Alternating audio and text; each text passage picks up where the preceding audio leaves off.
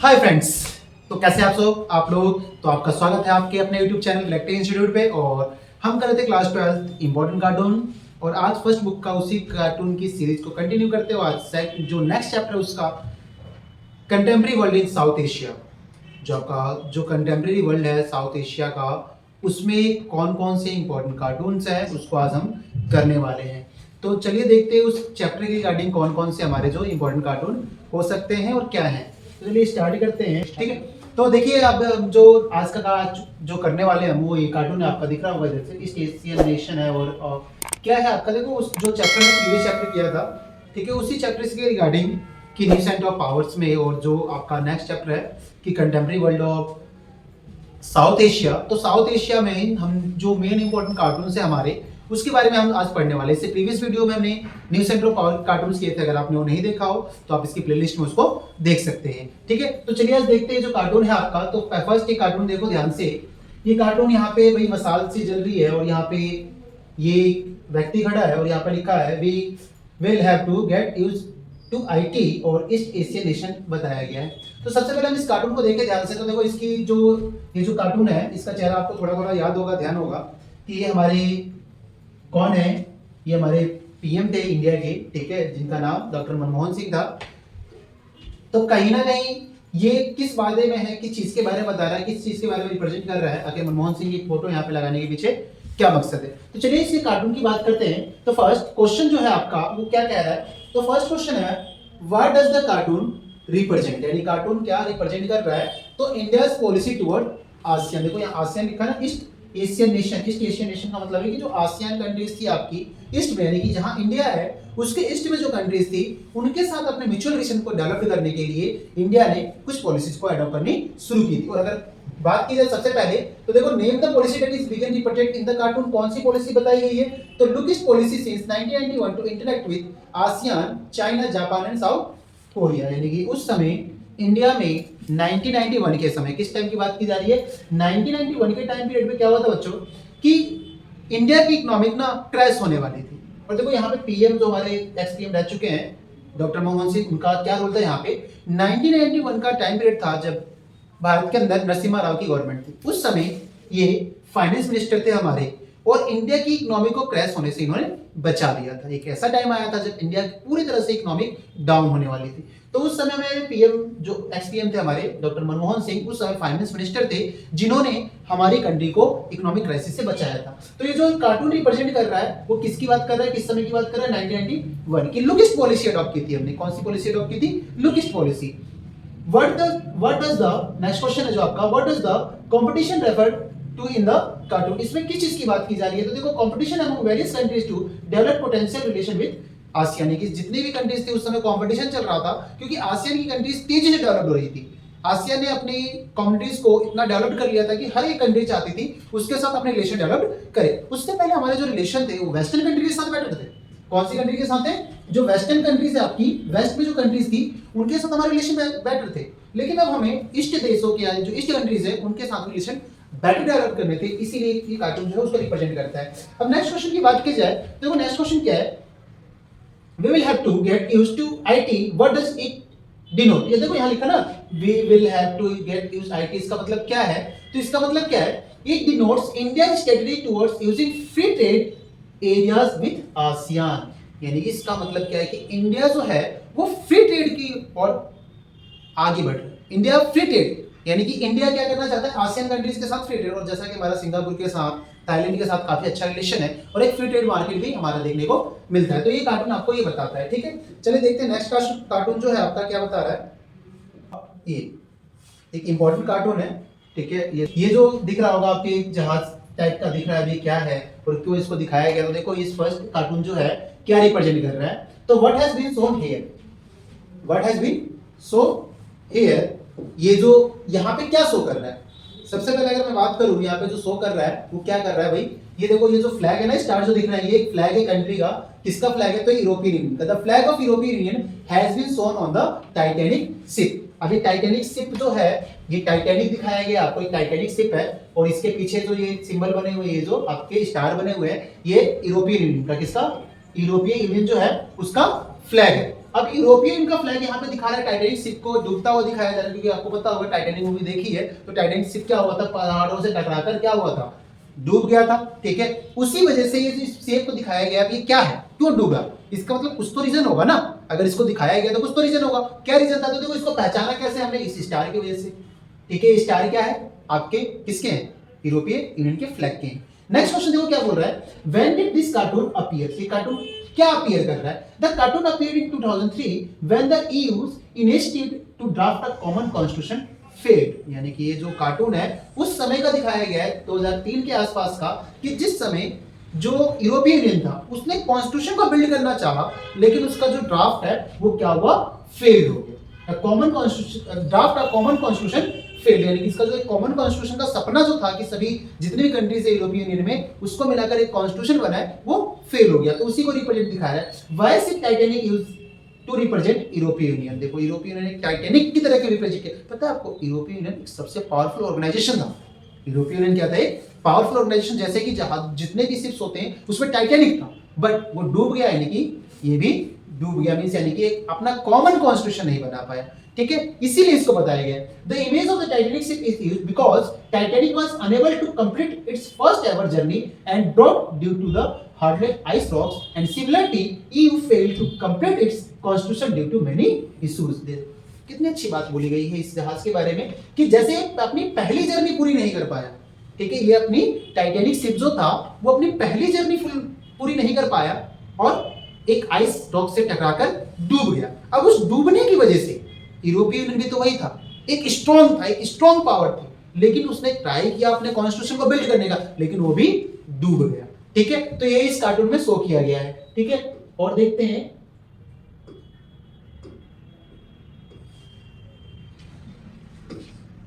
अब देखो ये कार्टून, ये और है आपका एक कार्टून यहाँ पे दिख रहा होगा आपको, ये यहाँ पे कुछ नाम लिखा हुआ है, राजपक्षे लिखा हुआ है यहाँ पे अगर देखो ध्यान से देखो, इस कार्टून को पहले ध्यान से देखना है हमें, इनकी आइडेंटिटी। सबसे पहले अगर कोई कार्टून क्वेश्चन आता है ना, तो सबसे पहले बेटा क्या करना है आप लोगों को, सबसे पहले कार्टून में देखना है कि गिवन क्या है, क्या क्या दिया हुआ है हमें। ठीक है, तो देखो सबसे पहले वही देख रहा हूँ, क्वेश्चन बाद में देखेंगे, पहले देखते हैं दिया गया है। यहाँ पे ये जो दिख रहा है आपको ये पर्सन, इसके ऊपर लिखा हुआ है यहाँ पे राजपक्षे, ये देखो ये दिख रहा है यहाँ पे लिखा हुआ सिंगला, यानी सिंह की तरह, यानी कि लॉरी की तरह है। ठीक है, दूसरा आपको दिख रहा हुआ है टाइगर की तरह लिखा, और यहाँ ध्यान से देखो इस पे लिखा हुआ litti, LTTE, litti. I think visual होगा आपको। ठीक है, लिट्टी, अगर नहीं है तो मैं आपको यहाँ लिख दे रहा हूँ, इसको एक बार दूसरे कलर से लिख देते हैं। ये जो दिखाया गया आपको, ये क्या है आपका भाई, लिट्टी। ठीक है, अब देखो यहाँ से आपको लिट्टे की फुल फॉर्म भी याद रखनी है। लिट्टे की फुल फॉर्म भी आती है कि लिट्टे की जो फुल फॉर्म है क्या है, तो मैं सबसे पहले आपको इसको लिट्टे की फुल फॉर्म बता दूं, तो लिबरेशन टाइगर ऑफ तमिल इल्लम। क्या बोलते हैं इसको, लिबरेशन टाइगर ऑफ तमिल इल्लम।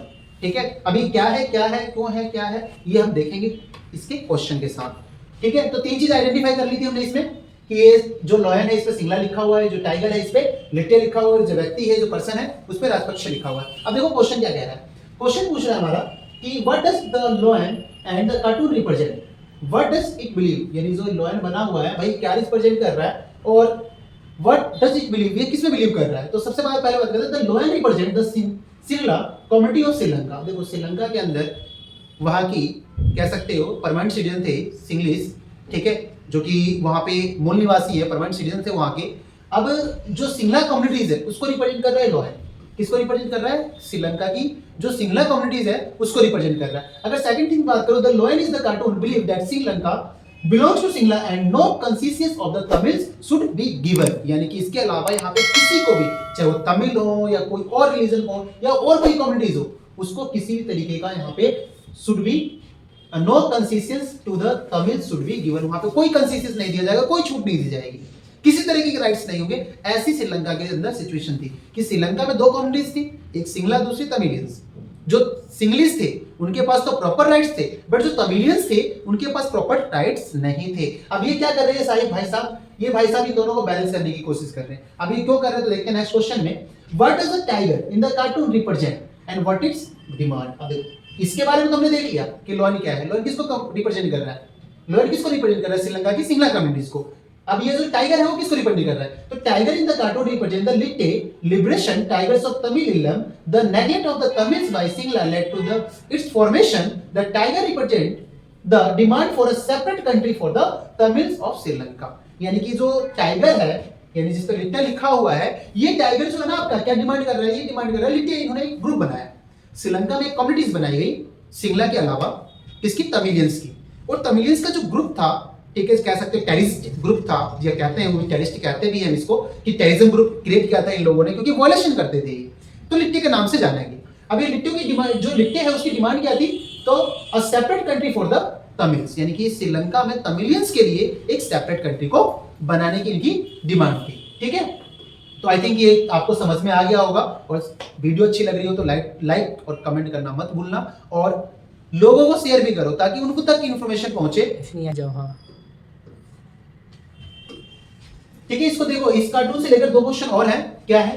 सबसे पहले फर्स्ट देखते हैं हम यहाँ पे, which countries the problem is present here, which dilemma of government is represent by this cartoon. जो कार्टून था उसमें क्या था, उसकी डायलेमा जो थी वो क्या थी? तो देखो, the cartoon depict the dilemma of Sri Lanka leadership who are trying to balance the Sinhalas hardlines lion और Tamils militant tigers while negotiation peace. यानी कि जो राजपक्षे जो थे, ठीक है, वहां के जो पीएम राजपक्षे जो थे, हेड थे वहां पे, तो बैलेंस करने की कोशिश करेंगे टाइगर को और लॉयन को।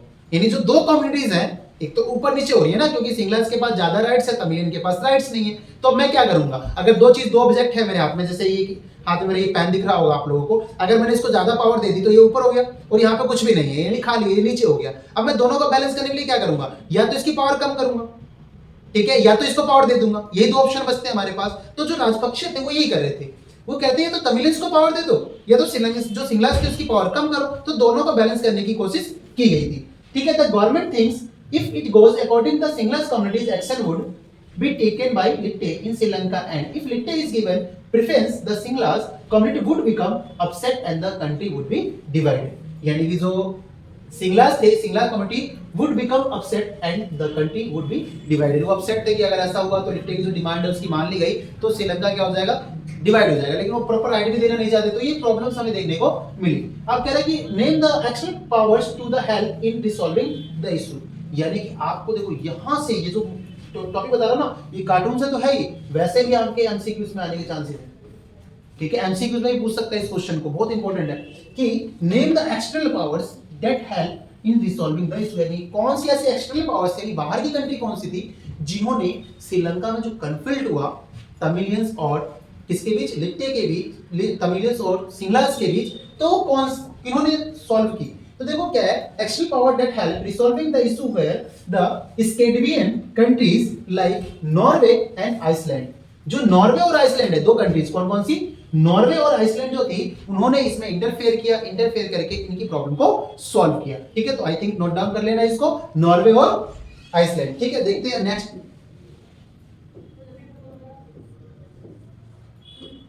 ठीक है, और आज के लिए लास्ट कार्टून होगा आपका इस चैप्टर का। ठीक है, काफी इंपॉर्टेंट कार्टून। देखो यहाँ चेयर वगैरह लगी हुई है, एकदम आपको बैठाया जाएगा इस पे। ठीक है, तो बैठने के लिए तैयार रहना। ठीक है, दिख रहा हो ना, नेपाल, इंडिया, श्रीलंका, बांग्लादेश, भूटान, पाकिस्तान। ठीक है, ये कंट्रीज के नाम लिखे हुए हैं। भाई तुम्हारा नाम है हमारा? हाँ बिल्कुल है, बिल्कुल। ये देखो इंडिया, हम भी हैं यहाँ पे। ठीक है, हम भी बैठेंगे इस पे और आप भी बैठोगे। ठीक है, यहाँ पे पाकिस्तान देखो, हम दोनों को आमने सामने दिखाया गया। तो सबसे पहले मैंने क्या बोला था कि सबसे पहले हमें कार्टून को देखना है कि गिवन क्या है। तो सबसे पहले हमने देखा ये जो कार्टून है, इस चेयर लगी हुई है, इस चेयर पे कंट्रीज के नेम लिखे हुए हैं। जाहिर सी बात है कोई ना कोई कॉन्फ्रेंस हो। देखो यहाँ लिखा भी है सार्क समिट। ठीक है, सार्क समिट। अब ये है क्या? तो सबसे पहले हम बात करते हैं कि देखो सबसे पहला जो क्वेश्चन है वो यहीं से आता है, what is the full form of SAARC. कि सार्क जो है ना, अब ये मछली मत समझ लेना जो समुद्र में एकदम जंप पे लगाती है, वो सार्क नहीं है। यहाँ पे जो सार्क है ना, वो south Asia association of regional corporation, एक ऑर्गेनाइजेशन, एक कॉर्पोरेशन जो साउथ एशियन कंट्रीज के बीच में बनाया गया। ठीक है, एक पॉइंट और यहां मैं ऐड कर देता हूं, इसमें 8 कंट्रीज हैं आपकी, ये याद रखना है, और सारी की सारी भारत की नेबरहुड कंट्री है। तो ये नाम भी याद होंगे कि भारत की नेबरहुड कंट्री कौन सी आपकी? पाकिस्तान होगी, अफगानिस्तान होगी, चाइना सार्क का पार्ट नहीं है। ठीक है, बांग्लादेश हो गई, भूटान हो गया, श्रीलंका हो गया। ठीक है, तो ये जो कंट्रीज हैं वो आपकी सार्क का हिस्सा है। अब सेकंड क्या है, what message being given by the placement of seat in the cartoon with respect to India and Pakistan, message is direct opposition. ये देखो क्या मैसेज दे रहा है कि दोनों को, अगर मैं देखूं तो देखो यहां पे जो दिखाया गया है आपका, ध्यान से देखो कि इंडिया और पाकिस्तान दोनों एक दूसरे के क्या है, बिल्कुल अपोजिशन में। अगर मैं कहूं इस कार्टून को देखकर क्या लग रहा है, तो इस कार्टून को हमें देखकर ये लग रहा है कि दोनों एक दूसरे के अपोजिशन में। तो एक क्वेश्चन पूछा गया, व्हाट मैसेज, क्या मैसेज आ रहा है, तो मैसेज इज डायरेक्ट अपोजिशन, दोनों एक दूसरे के अपोजिट में है। ठीक है, नेक्स्ट क्वेश्चन क्या जाएगा इसका कि access the success of SAARC in empowering improving the relation among the its member state. आपको पता है सार्क की सबसे बड़ी प्रॉब्लम क्या है, जो सार्क की कंट्रीज है ना, उन सभी कंट्रीज में सबसे बड़ा इशू है कन्फ्लिक्ट, क्योंकि आपसी जो इनके म्यूचुअल रिलेशन है ना वो बेटर नहीं है, और जब म्यूचुअल रिलेशन बेटर नहीं है तो इसकी वजह से क्या है, इसकी वजह से प्रॉब्लम क्या होती है कि सार्क एक बेटर परफॉर्म नहीं कर पाता। अब बेटर परफॉर्म नहीं कर पाता तो प्रॉब्लम्स आती हैं। तो हमें क्या सजेशन कर सकते हैं, तो देखो क्या बोला गया है, SAARC provide platform to member a country to improve their trade relation and cooperation through cultural and international participation. अगर इन प्रॉब्लम को सॉल्व करना है तो हमें क्या करना होगा, जितने भी सार्क के मेंबर, चाहे वो पाकिस्तान हो, नेपाल हो, इंडिया हो, ठीक है, बांग्लादेश हो, श्रीलंका हो, इन सबको क्या करना होगा, एक म्यूचुअल ट्रस्ट डेवलप करना होगा। म्यूचुअल ट्रस्ट के साथ साथ ये कभी तब पॉसिबल होगा जब ये सभी मिलकर क्या करें, ट्रेड करें। अगर ये ट्रेड करते तो वो पॉसिबल होगा, अगर नहीं करते तो ये रिलेशन डेवलप नहीं हो पाएंगे। इसके साथ साथ हमारे देखो हमारी जो हिस्ट्री है वो सेम रही है। आपको पता ही है कि इंडिया का जो पार्ट रहा था, पाकिस्तान भी रहा है, बांग्लादेश भी रहा है, तो कहीं ना कहीं हमारा कल्चर काफी मिलता जुलता है। तो अगर हम कल्चरल रिलेशन को और इंटरनेशनल पार्टिसिपेशन को बढ़ाए तो कहीं ना कहीं हम बेटर कर सकते हैं। ठीक है, तो आज के लिए इतना ही। आपका जो 5th चैप्टर था, अकॉर्डिंग टू बुक आपका 5th है, अकॉर्डिंग टू सिलेबस आपका ये कौन सा चैप्टर है, आपका ये 3rd चैप्टर है। ठीक है, according to syllabus, but according to book की बात करें तो आपका 5th चैप्टर है। ठीक है, तो ये चैप्टर आपका जो इस चैप्टर के कार्टून थे वो कंप्लीट हो गया। चैप्टर इससे पहले के चैप्टर के मैंने ऑलरेडी आपको बता दिया, प्लेलिस्ट में देख सकते हो। ठीक है, वीडियो अच्छी लगी हो तो कमेंट और लाइक शेयर करना मत भूलना। Thank you.